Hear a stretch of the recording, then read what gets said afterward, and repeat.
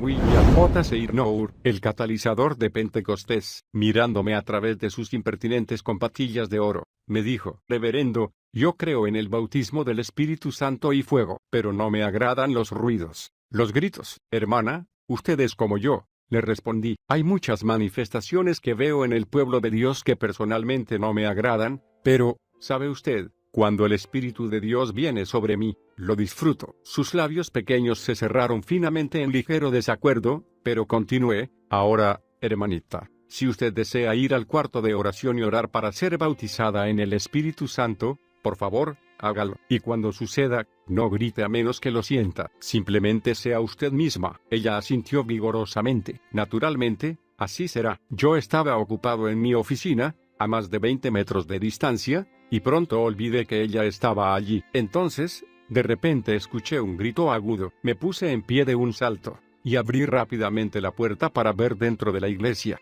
Y ahí venía la damita, saliendo del cuarto de oración, corriendo como si la hubieran disparado con un cañón. Comenzó a saltar y danzar, y gritar en el Señor. Era algo extraordinario ver a esta dama reservada y refinada de impertinentes de oro, danzando y agitándose, gritando y cantando intermitentemente en lenguas y en inglés. Salí a recibirla y, sonriendo por dentro, comenté: hermana, lo que usted está haciendo no me agrada especialmente. Ella saltó muy indecorosamente por el aire y gritó: quizá a usted no, pero a mí sí. William J. Seymour sirvió como catalizador del movimiento pentecostal en el siglo XX, y de esa manera convirtió a un pequeño establo en la calle Azusa de Los Ángeles en el centro de un avivamiento internacional. Dado que el bautismo del Espíritu Santo con la evidencia del hablar en lenguas era parte vital de las reuniones que allí se realizaban, Seymour se convirtió en el líder del primer movimiento organizado que promoviera esta experiencia. En Azusa, blancos, negros,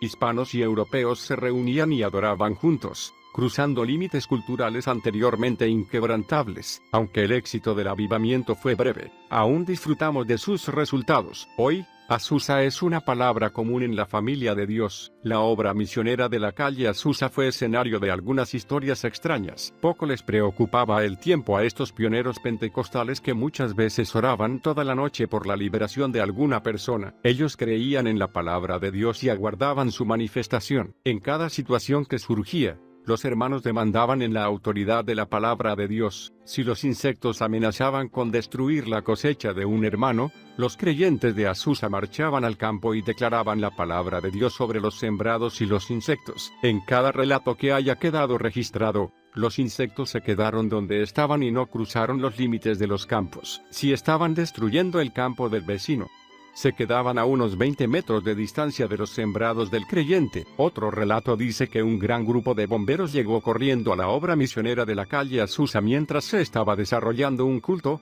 con mangueras para apagar un incendio. Pero no había incendio. Los vecinos de la obra misionera habían visto una luz que les había hecho pensar que el edificio estaba envuelto en llamas, y habían llamado a los bomberos. Pero lo que habían visto era, en realidad, la gloria de Dios. Ojo de Tigre, Centerville, Louisiana.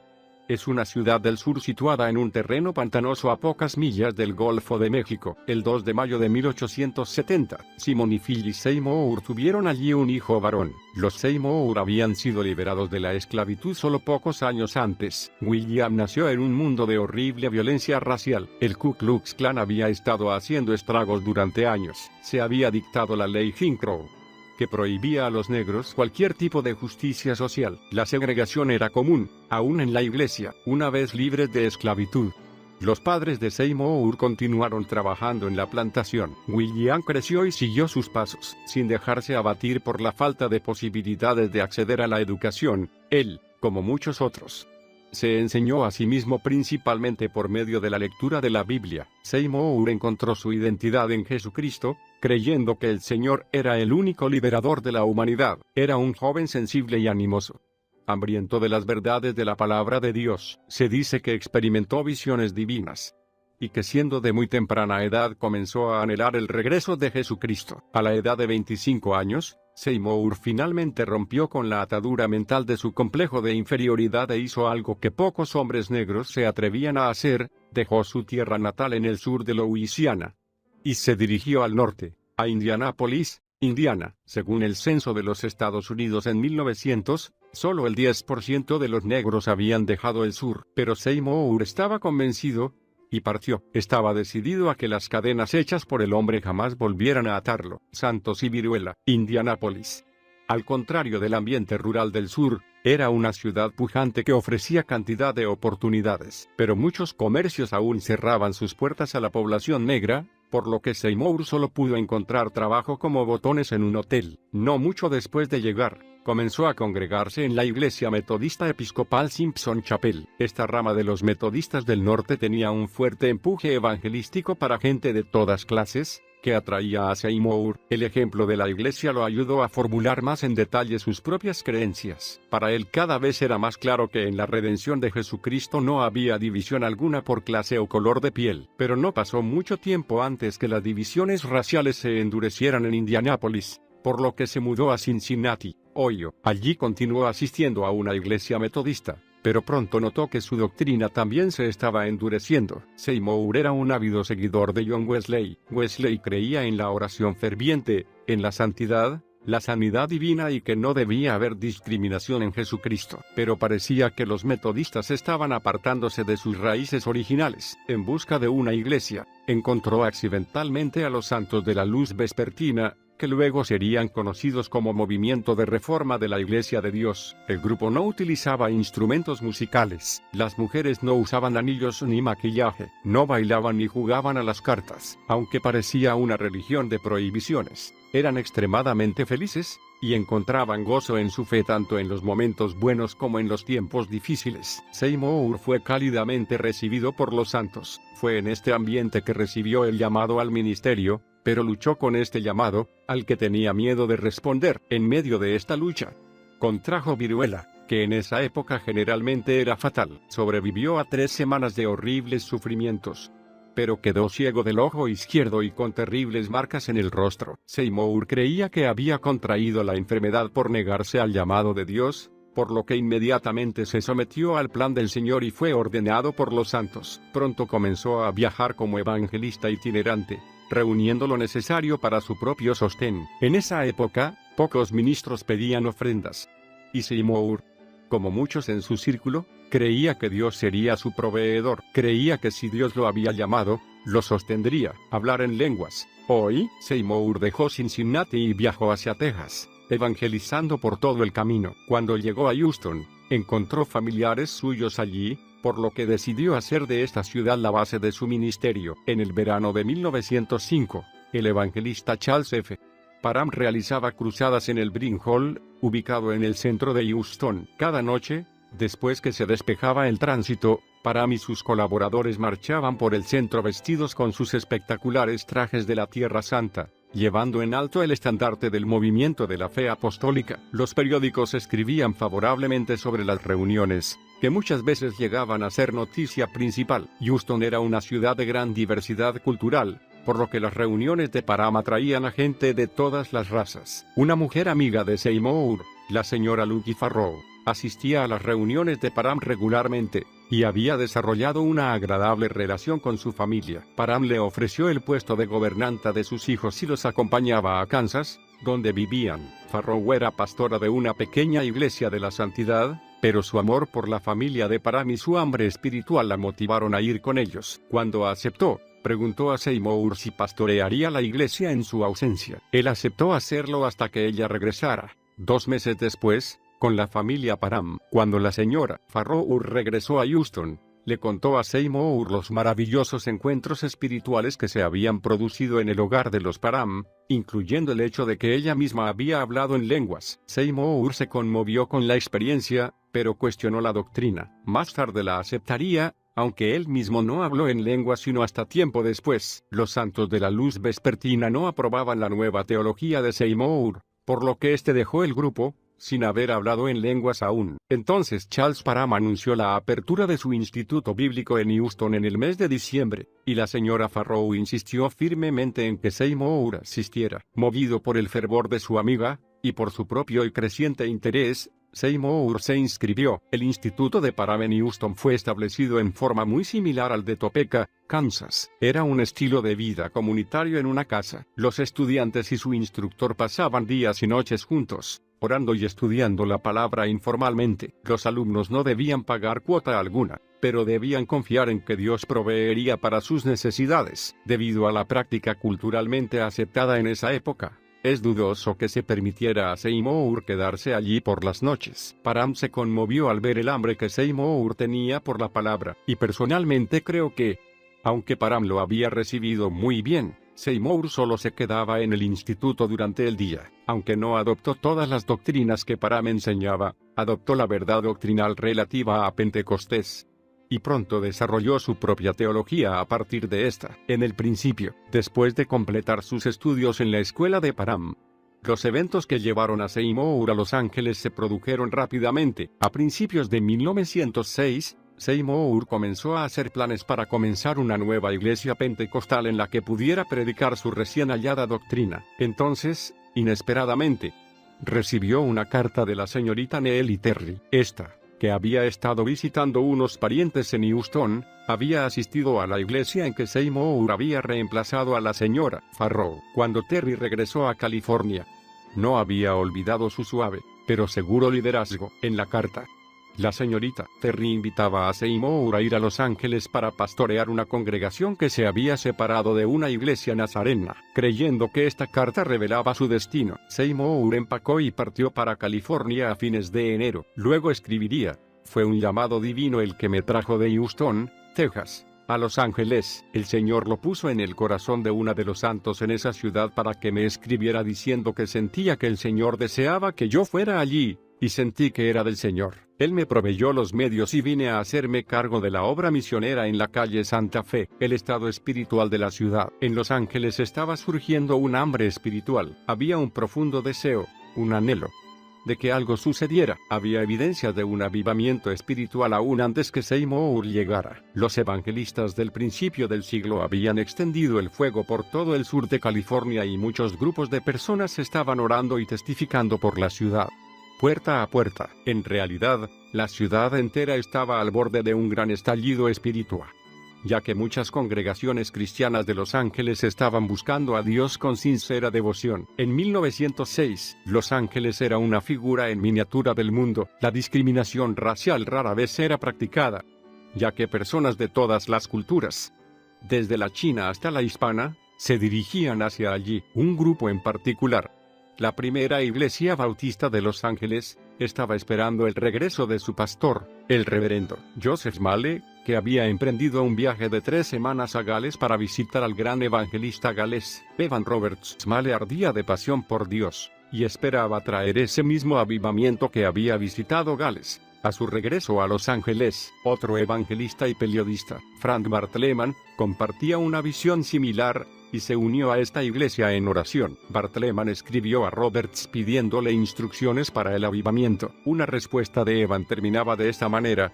"Oro para que Dios escuche su oración, mantenga firme su fe, y salve a California". Bartleman decía que de estas cartas recibió el don de la fe para el avivamiento que se avecinaba. Él creía que las oraciones de Gales tenían mucho que ver con el derramamiento de Dios en California, y afirmó luego que el avivamiento mundial que existe hoy surgió de la cuna de la pequeña Gales. En Los Ángeles había un pequeño grupo negro ansioso de recibir más de Dios, que se reunía para adorar. La líder de este grupo era la hermana Julia Hutchinson, que enseñaba la santificación en una forma que no estaba de acuerdo con la doctrina de su iglesia. Por lo tanto, el pastor expulsó a las familias que se prestaban a su enseñanza, las cuales eventualmente formarían el grupo que luego tendría a Seymour como pastor. El grupo no se desalentó. Rápidamente comenzaron a reunirse en el hogar de Richard Adberry y su esposa, y crecieron tanto que debieron alquilar un pequeño salón para una obra misionera en la calle Santa Fe. Junto con este crecimiento vino el deseo de un cambio en el liderazgo. El grupo sentía que un extraño al área de Los Ángeles funcionaría mejor,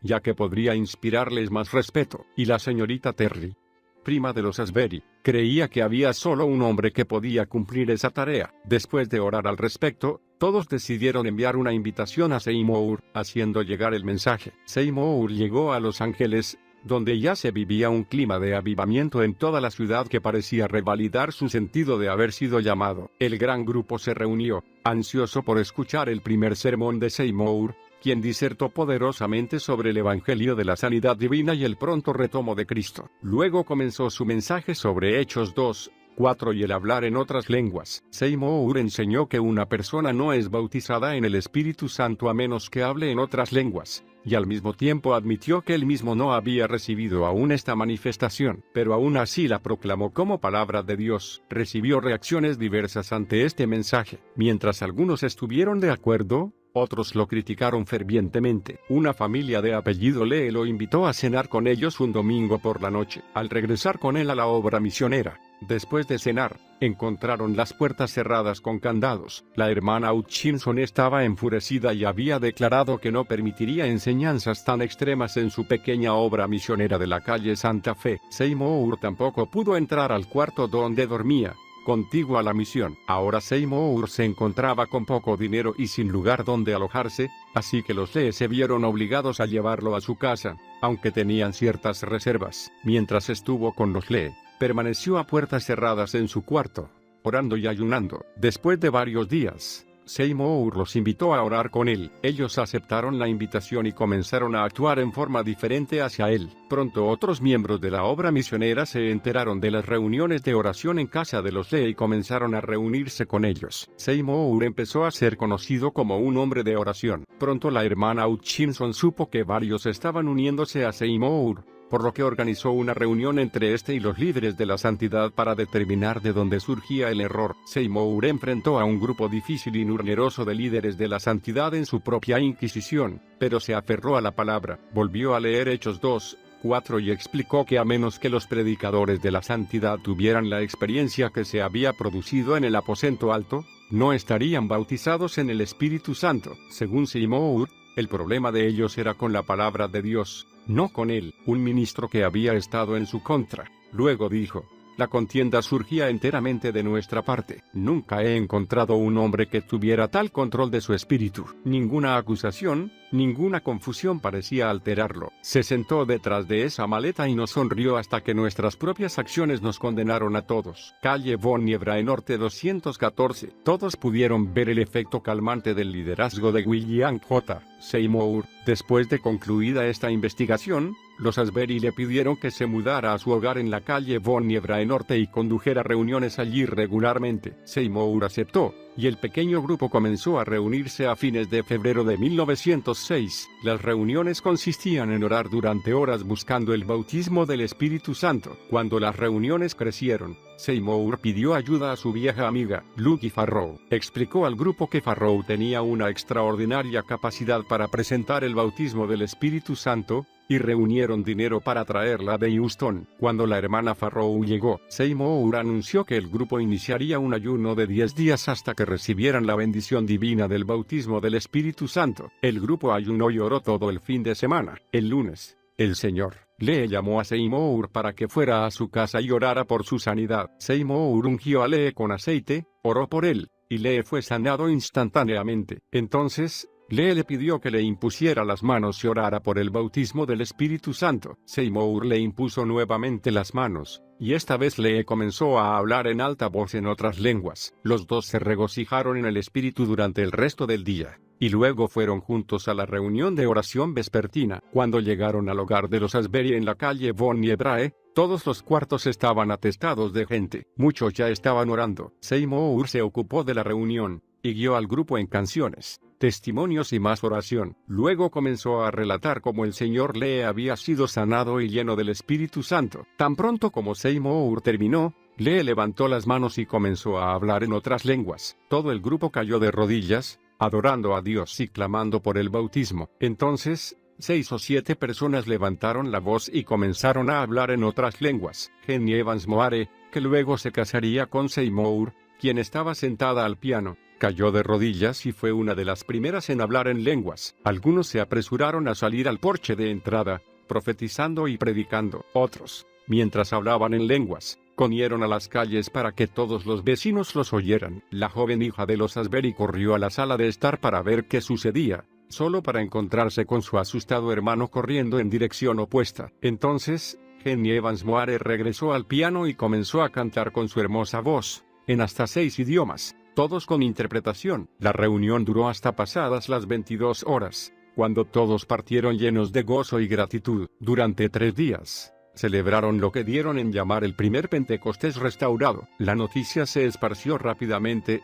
atrayendo multitudes que llenaban el patio de los Asbury y rodeaban su hogar. Grupos de todas las culturas comenzaron a abrirse paso hacia Bonnie Brae Norte 214. Algunos se quedaban junto a las ventanas, esperando escuchar a alguien orar en lenguas. Algunas veces oían fuertes gritos. Otras, reinaba el silencio. Muchos caían bajo el poder del Espíritu y quedaban tendidos en el suelo, algunos durante 3 a 5 horas. También se producían sanidades extraordinarias. Una persona relataba: el ruido del gran derramamiento del Espíritu fue lo que me atrajo. Yo había sido una farmacia ambulante durante toda mi vida, debido a mis pulmones débiles y al cáncer. Al mirarme, me dijeron: hija, Dios te sanará. En esos días del gran derramamiento, cuando decían que Dios te sanaría, te sanaba. No he vuelto a ver a un médico en 33 años. Gracias a Dios, ni he vuelto a esas viejas medicinas. El Señor me salvó, me bautizó con el Espíritu Santo, me sanó,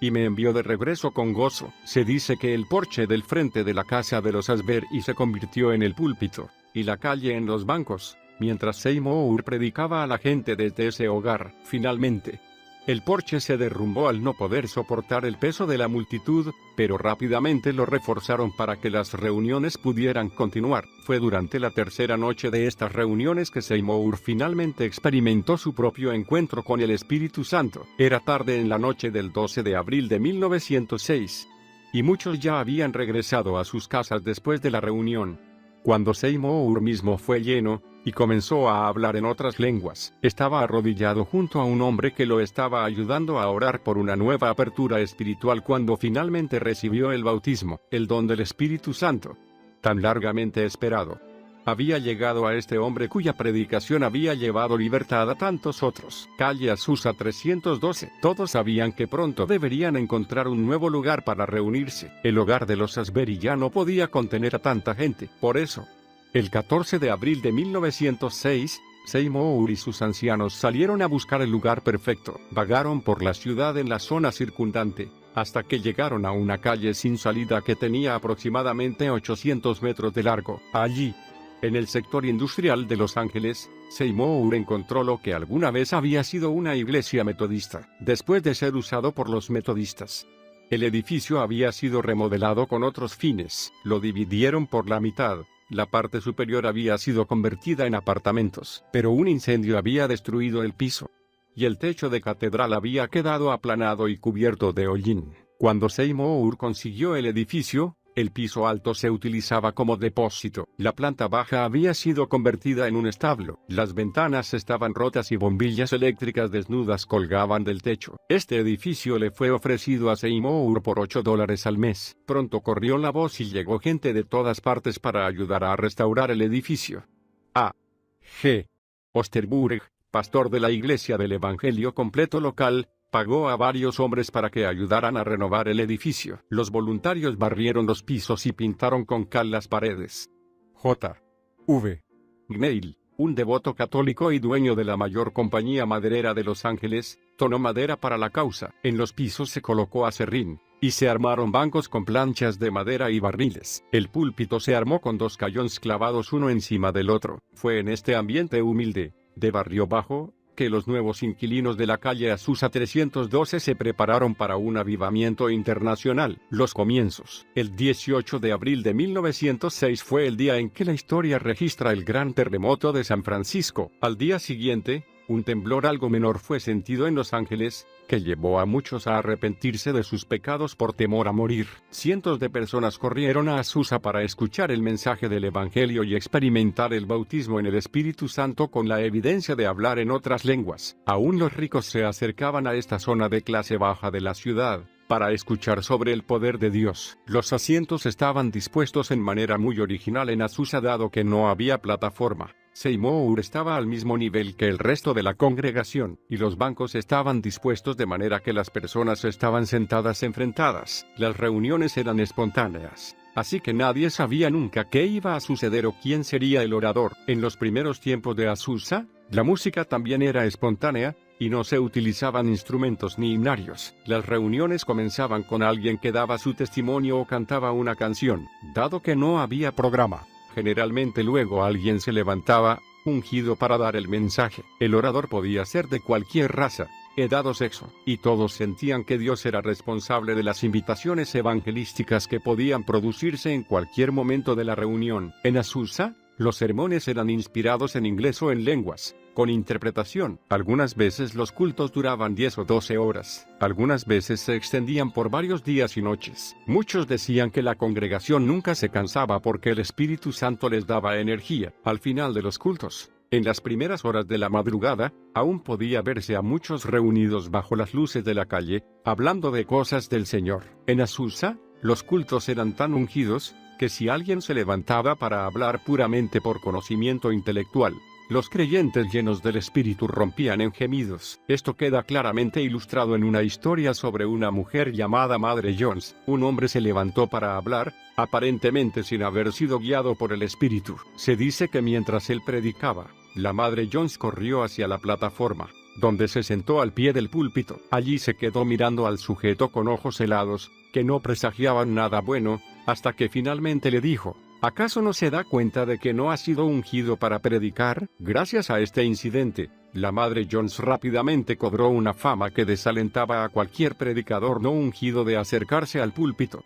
Y se dice que tan pronto como ella se ponía de pie, el supuesto predicador salía corriendo del púlpito. Pronto, toda clase de personas comenzaron a asistir a las reuniones en Azusa. En su libro, Azusa Street, Frank Bartleman escribió: muchos eran solo curiosos, incrédulos, pero otros tenían hambre de Dios. La persecución de afuera nunca hizo daño a la obra. Lo que más debíamos temer eran los espíritus malignos de adentro. Aún los espiritistas y los hipnotizadores venían a investigar, y trataban de probar su influencia. Luego vinieron todos los enfermos y dementes religiosos, buscando un lugar en la obra. Teníamos mucho para temer de estos, pero este es un peligro que acecha a toda nueva obra. Ellos no tienen lugar en otra parte. Esta situación produjo un temor muy difícil de sobrellevar para muchos y fue un gran obstáculo para el espíritu. Muchos temían buscar a Dios, por miedo a que los atrapara el diablo. También escribió: en Azusa pronto descubrimos que tan pronto como queríamos estabilizar el arca, el Señor cesaba su obra. No nos atrevíamos a llamar demasiado la atención de la gente sobre las obras del demonio, pues a esto le seguiría el temor. Solo podíamos orar, y Dios nos dio la victoria. Había una presencia de Dios con nosotros, por medio de la oración, de la cual podíamos depender. Los líderes tenían una experiencia limitada, y la maravilla es que la obra sobrevivió a todos sus poderosos adversarios. Creo que esta afirmación de Bartleman quizás sea una de las razones principales por las que Seymour ha sido duramente criticado como líder. Dios estaba buscando un canal dispuesto, y lo encontró en él. Dios no está buscando a quienes se jactan de su posición y su experiencia, pero, en términos espirituales, la limitada experiencia de Seymour quizá haya sido la causa de sus dificultades. Estoy de acuerdo en que los líderes deben exponer firmemente la verdad en lugar de concentrarse en lo falso. El engaño no puede prevalecer frente a la autoridad, la fortaleza y la sabiduría de los líderes ungidos por Dios que se entregan a la oración. Me alegro de que ellos dependieran de la oración. Pero Dios también da voz a sus líderes, y esa voz, por la fortaleza del Espíritu Santo, sabrá cómo separar lo que es valioso de los engaños que corrompen. Los líderes fuertes, guiados por Dios, pueden separar el oro del bronce. Pero a pesar de la confusión espiritual, Azusa comenzó a operar día y noche. El edificio había sido organizado para ser utilizado en su totalidad. Se hacía gran énfasis en la sangre de Cristo, lo cual inspiraba al grupo a un nivel de vida más elevado, y el amor divino comenzó a manifestarse, impidiendo que se hablaran palabras negativas entre los hermanos. Todos ponían empeño en asegurarse de que el Espíritu de Dios no fuera contristado. Tanto los ricos y cultos como los pobres y analfabetos se sentaban juntos sobre el aserrín y los bancos hechos con barriles, calles atestadas y gente que caía como árboles. Un hombre de Amsa dijo: hubiera preferido vivir 6 meses de ese tiempo que 50 años de vida común. Más de una vez me detuve a 2 calles de ese lugar y oré pidiendo fortaleza antes de atreverme a entrar. La presencia del Señor era tan real. Se dice que el poder de Dios se sentía en Azusa, aún fuera del edificio. Docenas de personas caían en la calle, postradas, antes de llegar a la obra misionera. Luego, muchas se levantaban, hablando en lenguas sin la ayuda de ninguno de los que estaba adentro. Para el verano, Las multitudes habían alcanzado un número increíble, con frecuencia contándose por miles. La escena se había transformado en una reunión internacional. Un relato dice que, cada día los trenes descargaban cantidades de visitantes provenientes de todo el continente. Nuevos relatos de la reunión se extendían por la nación tanto a través de la prensa secular, como de la religiosa. La inexperiencia quizá haya sido la nota prevaleciente al principio, pero ahora estaban llegando experimentados veteranos para ayudar a Seymour en la tarea. La mayoría venían de las filas de la santidad, o eran misioneros que regresaban de sus campos. El resultado de esta mezcla de gente fue una maravillosa nueva oleada de misioneros que fueron lanzados a todo el mundo. Muchos, recién bautizados en el Espíritu Santo, se sentían llamados a una nación determinada, y así hubo hombres y mujeres que partían hacia Escandinavia, China, India, Egipto, Irlanda y muchas otras naciones. Aún la hermana Hutchinson, quien en un principio había impedido la entrada a Seymour a su obra misionera, fue a Azusa, recibió el bautismo del Espíritu Santo y salió como misionera a África. Owen Adams, de California, viajó de Azusa a Canadá, donde conoció a Robert Semple, primer esposo de Aimee Semple McPherson. Cuando Adams conoció a Semple, le contó sobre los milagrosos eventos que se producían en Azusa, y sobre su experiencia con el hablar en lenguas. Semple, entusiasmado, inmediatamente se lo contó a su joven esposa Aimee, antes de partir ambos hacia China, donde Robert moriría. Pero la noticia que Adams les había dado había encendido en el corazón de la joven Aimee una ardiente curiosidad. Cuando regresó a los Estados Unidos, basó en Los Ángeles su ministerio, que luego crecería en forma realmente extraordinaria. Aunque había gran entusiasmo y excitación en relación con el bautismo del Espíritu Santo en Azusa, muchos malinterpretaron el propósito principal del hablar en otras lenguas. Muchos sintieron que era solamente un lenguaje divinamente dado para la nación a la que eran enviados. En estos momentos, todos parecían amar a William J. Seymour. Cuando el espíritu se movía, se decía que él mantenía su cabeza dentro de las cajas que tenía delante de sí, a manera de púlpito, hundido en oración. Nunca pidió un salario, por lo cual solía vérselo caminando por en medio de la gente con billetes de 5 o 10 dólares sobresaliendo de sus bolsillos, donde la gente los había puesto sin que él lo notara. John G. Lake visitó las reuniones de la calle Azusa. En su libro Aventuras con Dios, escribiría luego sobre Seymour. Tenía el vocabulario más disparatado, pero quisiera decirles que había médicos, abogados y profesores, escuchando las cosas maravillosas que brotaban de sus labios. No fue lo que decía en palabras, sino lo que decía de su espíritu a mi corazón, lo que me mostró que había más de Dios en este hombre que en cualquiera que yo hubiera conocido hasta ese momento. Era Dios en él quien atraía a la gente. Los misioneros eran llamados de los campos para venir a ser testigos del fenómeno espiritual que se producía en Los Ángeles. Muchos vinieron y luego llevaron el mensaje pentecostal de Azusa a todo el mundo. No es posible registrar todos los milagros que se produjeron allí. Los miembros de Azusa llevaban pequeñas botellas de aceite donde quiera que iban. Golpeaban a las puertas de las casas para testificar y orar por los enfermos en toda la ciudad de Los Ángeles. Se ubicaban en las esquinas de las calles, cantando y predicando, y trabajaban como voluntarios para dar vestido a los pobres y alimentar a los hambrientos. Era algo emocionante e increíble. En septiembre de 1906, debido a la demanda popular, Seymour comenzó una publicación llamada La Fe Apostólica. En pocos meses, la lista de envíos creció hasta tener más de 20,000 nombres. Al año siguiente, tenía más del doble. En esta publicación, anunciaba su intención de restaurar la fe que alguna vez se había entregado por medio de las viejas predicaciones, reuniones en carpas, campañas, obras misioneras, y trabajo en las calles y en las cárceles. En la primera publicación, Seymour escribió: han llegado multitud de personas. Dios no hace diferencias de nacionalidades. Unos pocos meses después escribió: la reunión fue un tiempo de unión. Todos nos hemos derretido y formado una sola masa, un solo pan, todos un cuerpo en Jesucristo. No hay judíos ni gentiles, esclavos ni libres, en la obra misionera de Azusa. Ningún instrumento que Dios pueda usar es rechazado a causa de su color o su vestimenta o su falta de educación. Esta es la razón por la que Dios ha levantado esta obra.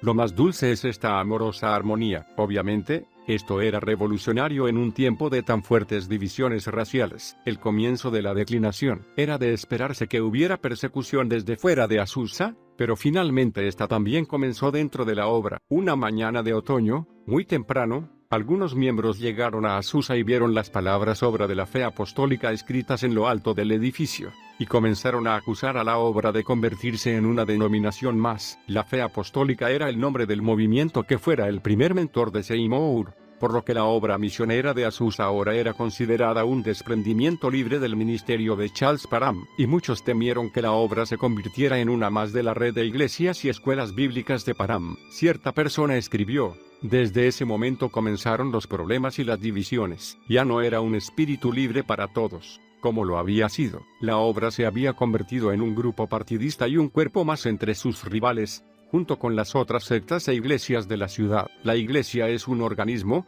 no una organización humana. Para este entonces, se habían plantado centros evangelísticos salidos de Azusa en Seattle y Portland, bajo la dirección de una mujer llamada Florence Crawford, y la obra madre, en Los Ángeles, estaba intentando atraer a todos los centros evangelísticos de la costa oeste a su organización, pero fracasó. El avivamiento mismo estaba lentamente preparándose para el fracaso final. La espera y las lenguas. El nuevo cuerpo de creyentes también había malentendido el concepto de la espera. Simplemente esperaban durante horas que viniera el Espíritu, y cuando sentían que muchos habían abusado de ese tiempo, comenzaba la incomodidad. Lo que ellos no comprendían era que el Espíritu Santo ya había llegado. Estaba allí. También se produjo una confusión en lo relativo al hablar en lenguas. Hasta ese momento, se había enseñado casi exclusivamente que las lenguas eran para las misiones extranjeras. Creían que si una persona iba al campo misionero, debía tener el don de hablar en el idioma de esa nación. Muchos misioneros de Azusa se sintieron terriblemente decepcionados al descubrir que esta no era la regla general. Aunque es un hecho bíblico e histórico que las lenguas se manifiestan con este propósito,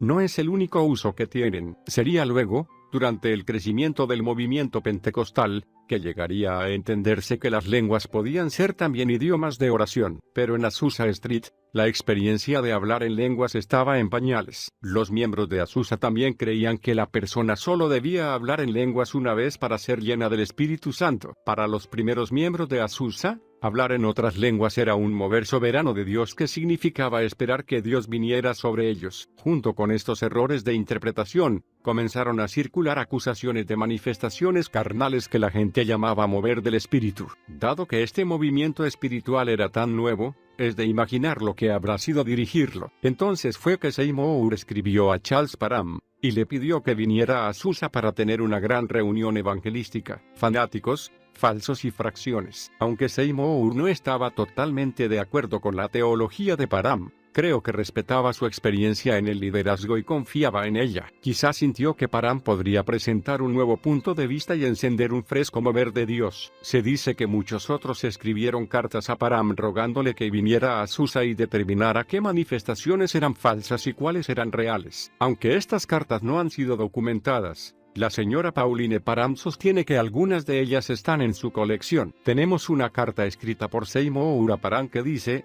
estamos esperando que comience nuevamente un avivamiento general, cuando usted llegue, que estos pequeños avivamientos se unan y formen un gran avivamiento unido. Es cierto que hubo muchas divisiones dentro del avivamiento de Los Ángeles, pero por ejemplos previos del carácter de Seymour, creo que él deseaba que Parham uniera la ciudad, en lugar de disciplinarla. Y es seguro que Parham no habría venido a Azusa sin ser invitado. Cuando Parham llegó, Seymour lo presentó como el padre de este evangelio del reino. Creo que Seymour era sincero. Necesitaba un padre espiritual que lo ayudara a liderar este gran movimiento. Pero, fuera lo que fuese lo que Seymour había esperado de Parham, las cosas no resultaron como él había planeado. Después de escuchar los sermones y las exhortaciones privadas de Parham, Seymour cerró con candado la obra misionera para impedirle la entrada. ¿Qué dijo Parham a Seymour? ¿Qué podría haber hecho para que éste le impidiera la entrada a Azusa? Aunque es cierto que la educación, el liderazgo y la experiencia de Parham diferían de las de Seymour, su opinión sobre el bautismo del Espíritu Santo aparentemente era la misma. ¿O no lo era? Parham participó del culto y observó, horrorizado, las manifestaciones que se producían a su alrededor. En sus cultos se permitía cierta libertad, pero nada que se pareciera siquiera al fanatismo. Incluso, algunos de los estudiantes de su instituto creían que él era demasiado estricto en su definición de fanatismo. Y en Azusa, además de los gritos y las danzas, la gente se sacudía y temblaba. Era una atmósfera altamente emocional, y había muchas expresiones genuinas, provocadas por el Espíritu, junto con las falsas. Debido a las muchas culturas allí representadas, Seymour creía que cada persona debía estar en libertad para tener su propia experiencia emocional, basada en la forma en que cada individuo entendía el mover del espíritu. Fuera correcta o no, la teología de Seymour era permitir al Espíritu Santo que hiciera cualquier cosa que deseara, pero muy pocos sabían lo suficiente sobre un mover del Espíritu Santo como para guiar a la gente en uno de ellos. Seymour sentía que si se forzaba a una cultura a comportarse dentro de los límites de un modo o una forma de expresión determinada, el Espíritu Santo no se manifestaría en ellos. Creo que Seymour era muy sensible espiritualmente en su liderazgo, y obedeció a esta sensibilidad en la medida de su capacidad. Es muy fina la línea que separa herir a un espíritu humano de ofender al Espíritu Santo. No existe registro escrito alguno de Seymour en relación con sucesos de hipnotismo, pero sí de Parham. Este es su relato. Me apresuré a llegar a Los Ángeles, y para mi completa sorpresa y asombro, encontré que la situación era aún peor de lo que yo había imaginado. Manifestaciones de la carne. Control espiritista. Personas que practicaban hipnotismo a los que se acercaban al altar para recibir el bautismo, aunque muchos recibían el bautismo real del Espíritu Santo. Después de predicar 1, 2 o 3 veces, 2 de los ancianos me informaron que ya no era bien recibido en ese lugar. Con obreros de Texas, abrimos una gran campaña evangelística en el edificio de la WCTU en Los Ángeles. Grandes cantidades de personas fueron salvas. Se produjeron maravillosas sanidades, y entre 200 y 300 personas que habían sufrido tremendos ataques y espasmos y controles en la obra de Azusa fueron liberadas, recibieron las verdaderas enseñanzas de Pentecostés, y hablaron en otras lenguas. Al hablar de las diferentes fases del fanatismo que hemos encontrado aquí, lo hago con todo amor y al mismo tiempo, con justicia y firmeza. Quisiera hablar claramente en cuanto a la obra tal como la encontré aquí. Encontré influencias hipnóticas, influencias de espíritus familiares, influencias espiritistas, y toda clase de ataques, espasmos, personas que caen en trance, etc. Una palabra sobre el bautismo en el Espíritu Santo. El hecho de hablar en lenguas nunca es producto de ninguna de las prácticas o influencias mencionadas anteriormente. No se conoce entre nuestros obreros la sugestión de ciertas palabras y sonidos, ni movimientos de la barbilla, ni masajes en la garganta. Hay muchos en Los Ángeles que cantan, oran y hablan maravillosamente en otras lenguas, como el Espíritu les da, y también hay chapurreas que no tienen nada que ver con las lenguas. El Espíritu Santo no hace nada que sea antinatural o impropio, y cualquier esfuerzo extraño al cuerpo, la mente o la voz no es obra del Espíritu Santo, sino de algún espíritu familiar u otra influencia. El Espíritu Santo nunca nos lleva más allá del autocontrol o el control de los demás, mientras que los espíritus familiares y el fanatismo nos llevan tanto más allá del autocontrol como de la capacidad de ayudar a los demás. Quizá lo que Parham percibía era lo correcto, pero aún así, las cosas habrían resultado de otra manera si hubiera actuado en forma más paternal que dictatorial. Seymour no cambió su teología, tampoco lo hizo Parham. Seymour no mencionó esta rivalidad durante 2 meses, y cuando finalmente lo hizo, sus palabras fueron muy discretas, evitando cualquier crítica directa. Algunos preguntan si el Dr. Charles F. Parham es el líder de este movimiento. Podemos responder que no. Él no es el líder de este movimiento de la obra misionera de Azusa. Pensábamos pedirle que fuera nuestro líder y así lo expresamos en nuestro periódico, antes de esperar en el Señor. Algunas veces nos apresuramos, especialmente cuando somos muy jóvenes en el poder del Espíritu Santo. Somos como un bebé, llenos de amor, y estábamos dispuestos a aceptar a cualquiera que hubiera tenido el bautismo en el Espíritu Santo como nuestro líder. Pero el Señor comenzó a establecernos, y vimos que el Señor debería ser nuestro líder. Por tanto, honramos a Jesús como gran pastor de las ovejas. Él es nuestro modelo. Así que, en un esfuerzo por sostener su doctrina de unidad, Seymour permaneció fiel a sus enseñanzas al no permitir que ni una palabra amarga fuera pronunciada contra ninguno de sus acusadores. El problema de la santificación. Aunque Seymour seguía a John Wesley, no siguió sus enseñanzas en relación con la santificación. Seymour creía que uno podía perder su salvación si reaccionaba en la carne. Enseñaba que la santificación, o la perfección sin pecado, era una obra de gracia separada de la salvación. Una vez que una persona era santificada, creía Seymour, la misma actuaba en forma santificada todo el tiempo, pero si pecaba, la perdía. Podríamos imaginar los problemas y las acusaciones que este tipo de enseñanza causó dentro de Azusa. Muchos creyentes, exageradamente celosos, comenzaron a señalar con el dedo a otros y juzgarlos. Comportándose como si fueran los únicos justos, provocaron choques, divisiones y controversias. En realidad, esta es una de las razones por las cuales Seymour nunca reaccionó en la carne a ninguna persecución en su contra. Según su teología, esto era necesario para mantener su salvación. Él decía: si te enfadas, o hablas maldad, o respondes a un ataque, no me importa cuánto hables en lenguas, no tienes el bautismo del Espíritu Santo en ti, has perdido tu salvación. Seymour podía cerrar las puertas con candados para impedir la entrada a un ministro que se oponía a él, pero jamás hablaría en su contra. Amor y traición. A pesar de las muchas acusaciones, errores y persecuciones, Seymour permaneció fiel al propósito del avivamiento. Parecía que siempre confiaba y creía lo mejor de casi todos. Fiel a su naturaleza suave y casi ingenua, escribiría más tarde: no podemos ganar a las personas predicando en contra de su iglesia o su pastor.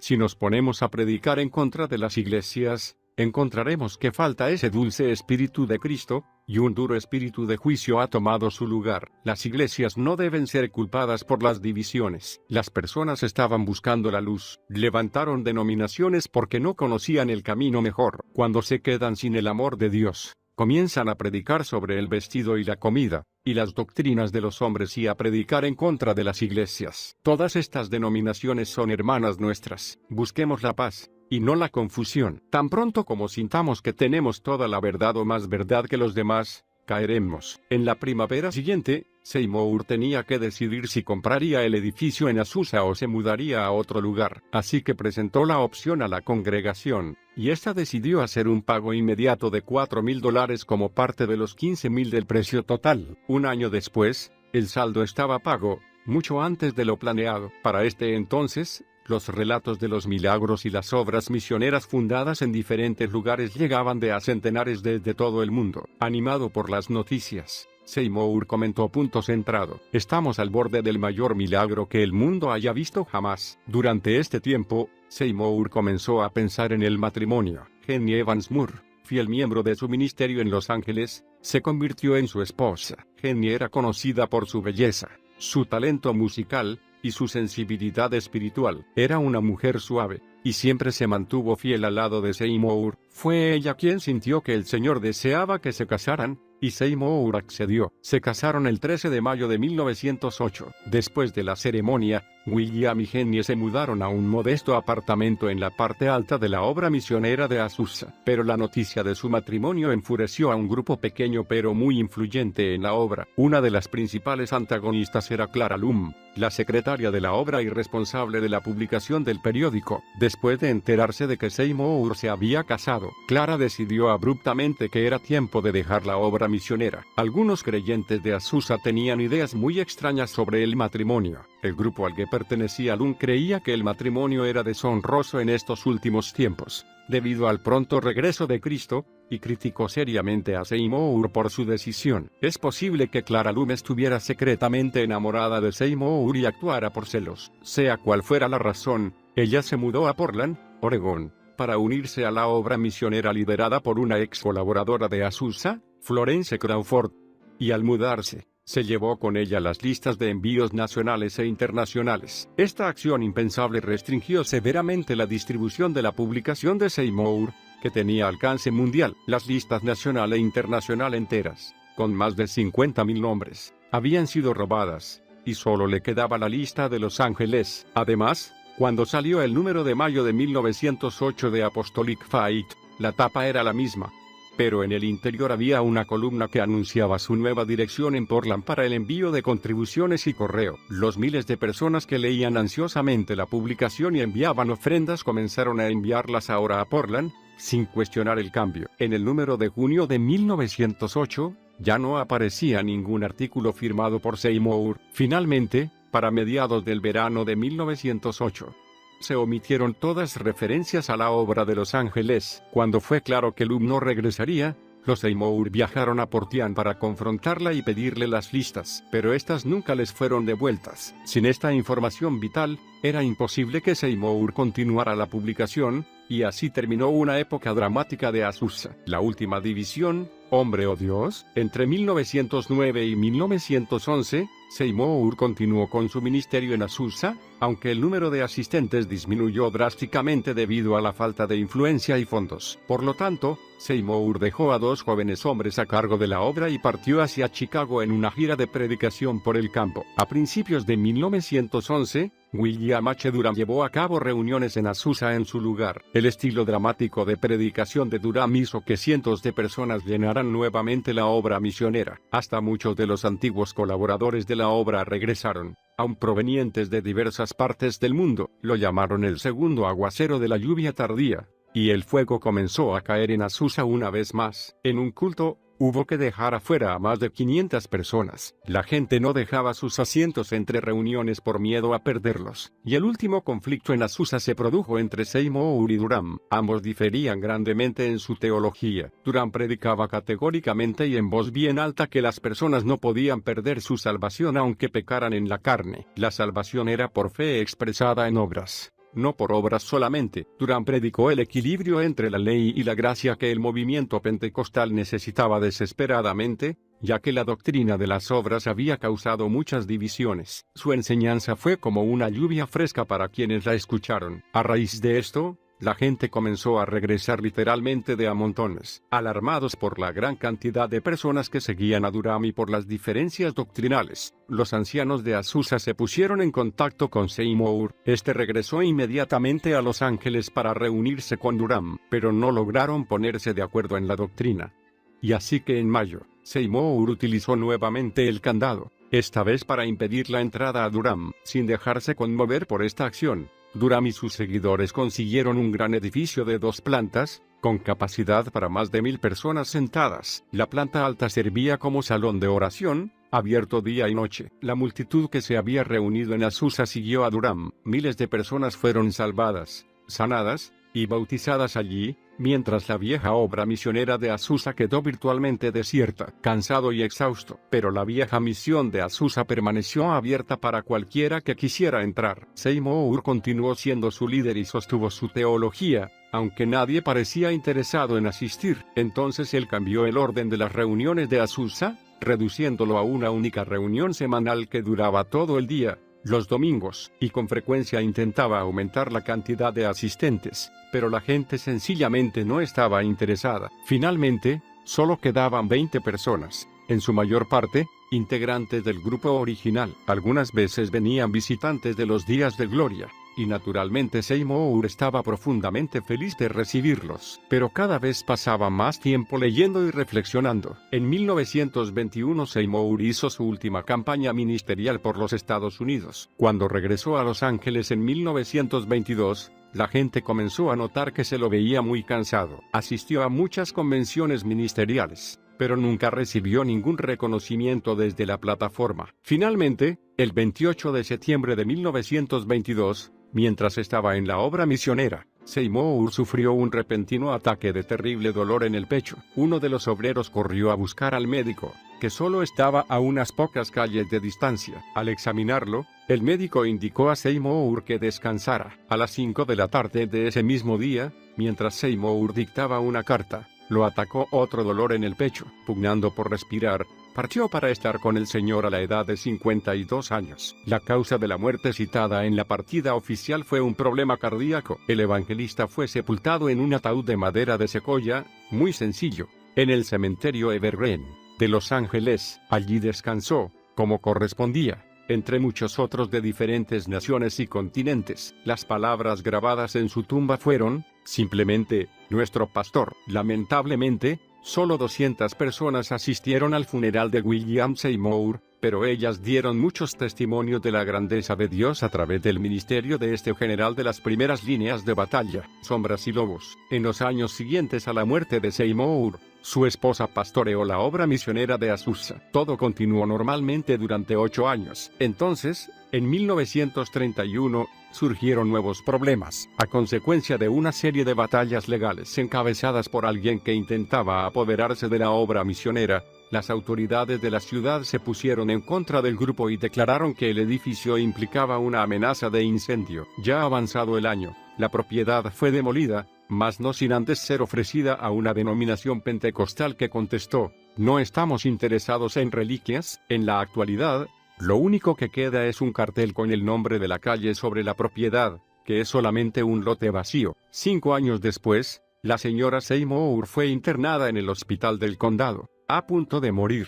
Jeannie murió a causa de problemas cardíacos y fue a unirse a su esposo en el cielo el 2 de julio de 1936. Legado de poder. Aunque el legado y el ministerio de William J. Seymour parecen una historia desgarradora, los resultados de sus esfuerzos entre 1906 y 1909 produjeron el movimiento pentecostal y lo hicieron explotar hacia todo el mundo. Hoy, muchas denominaciones atribuyen su fundación a los participantes de Azusa. La mayoría de los primeros líderes de las Asambleas de Dios provenían de Azusa. Demos Zakarian, fundador de la Fraternidad de Hombres de Negocios del Evangelio Completo, afirma que su abuelo era miembro de la congregación original de Azusa. Los esfuerzos evangelísticos de la familia Valdés, de la familia Gar, del Dr. Charles Price, y de incontables otros también están relacionados con este avivamiento. Probablemente todos en el movimiento pentecostal puedan atribuir sus raíces, en alguna forma, a Azusa. A pesar de todas las controversias y de las peculiares doctrinas de Azusa,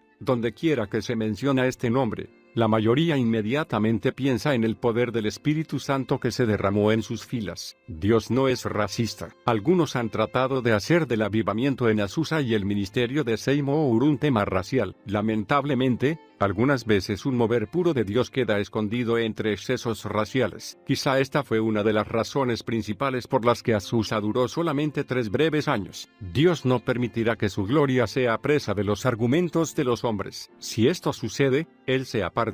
Fin de la cuestión. Algunos que parecen dejarse influir por el racismo se molestan cuando Seymour es llamado catalizador de Pentecostés, en lugar de padre del movimiento. Según el diccionario Webster, un catalizador es algo que precipita un proceso o un hecho y aumenta la velocidad a la que se produce una reacción. Esto es exactamente lo que hizo Seymour. El ministerio pentecostal de William Seymour aumentó la conciencia pública a tal punto que no solo giró alrededor de una ciudad importante de los Estados Unidos, sino que también se extendió por el mundo a un ritmo extraordinario. Parece que todos los continentes fueron tocados, en cierta medida, por el avivamiento de Azusa. Como hemos mencionado anteriormente, los temas raciales fueron solamente una pequeña parte de las muchas interferencias que hubo en Azusa. Creo que se comete un gran error cuando se considera este avivamiento un tema de blanco y negro. Ninguna raza en particular puede reclamar la patente de un mover de Dios. Dios jamás ha trabajado según el color del hombre, Él trabaja por medio del corazón del hombre. Mientras continuamos estudiando los grandes generales de nuestro pasado y decidimos qué podemos aprender de sus éxitos, no te permitas ser contado entre sus fracasos. Niégate a oír las voces del ayer y del hoy que solo ven las apariencias. En cambio,